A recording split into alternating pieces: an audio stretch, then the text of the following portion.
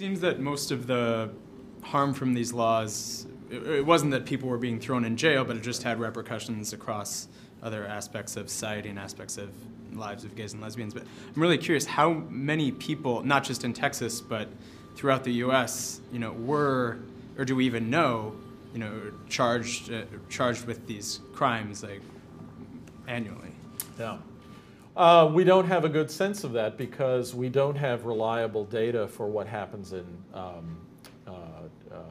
charging and prosecuting that falls short of an appellate court opinion. It's hard to, we don't have a national database of what prosecutors charge that I know of. And we didn't have going back to the founding of the country.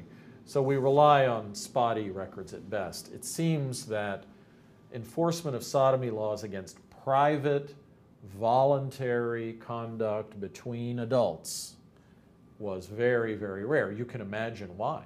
I mean, how do the police end up at this point where they see something?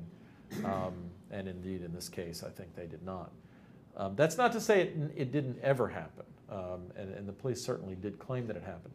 The sodomy laws by themselves, by the way,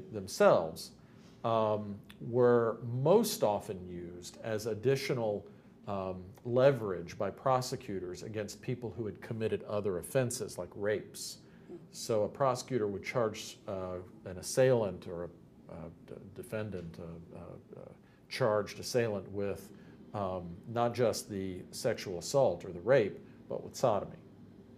And so it was a way to increase pressure on defendants, to increase the penalties that they would suffer for their crimes. They were also enforced against public acts or quasi-public acts, so that if people were engaged in sexual behavior in a parked car on a dark country lane or in some other place, or in a prison context or something like that, they would be charged for that. If cases involved a minor, someone might be, there was always some other factor involved that made the conduct subject to prosecution.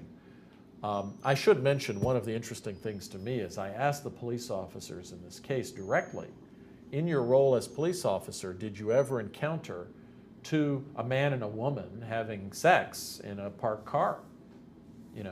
And the police officers told me, sure, it happens all the time. I said, well, okay, that's interesting. The second question then is, what do you do when you see this? And I was told, well, what we do is we make sure that, no one's a minor. We make sure that there's no rape occurring here, that it's all voluntary. And then we tell them, put your clothes on and go back to your house or find a hotel room. we don't charge them with conduct and take them off to jail for the night. And issue them citations. And I said, well, why didn't this was, if anything, a more trivial offense under Texas law than that. It's not public lewdness that they're engaged in. Why didn't you do that with these men? Tell them to put their clothes on and, I don't know where you tell them to go. Where can they go? They're already home. You put your clothes on and where's the weapon? And they said, well, one of them said quite memorably and quite candidly, admirably candidly, the difference here was that it was a man and a man.